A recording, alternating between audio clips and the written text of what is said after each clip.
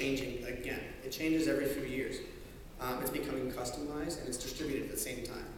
Right? You hear a lot about the semantic web, you hear a lot about Web 3.0 beginning to emerge. The fact of the matter is that we are undergoing a massive change once again. Will we still monetize the world of the web using that 720 by 90 in about 4 or 5 years? My answer is probably not. We have to figure out what the solution is going to be.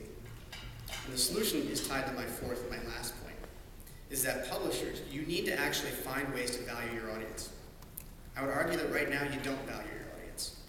I hate click-through rate as a measure of success for online advertising, and I think a lot of people agree with me, and when John comes up here, he's going to be talking about that as well from ComScore. But the fact that every publisher allows a campaign to be optimized on a click-through rate implies that you only value your audience as much as they're responding from a direct click. It means that you don't actually value the audience exposure. And if you look at what other forms of advertising do, especially if you look at television, television values the exposure. They don't track back to whether or not a person jumped on a phone call after seeing a commercial.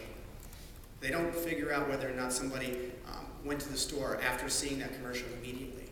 They value the exposure to that audience. And there's a lot of technology being developed right now that allows publishers to segment the audience even deeper than it has been in the past. Companies like Quantcast and a number of other companies like that are out there trying to find a way for publishers to segment the audience in a very, very detailed manner for advertisers.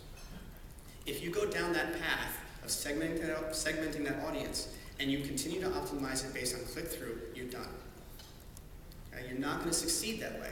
We are only going to succeed if you value the exposure.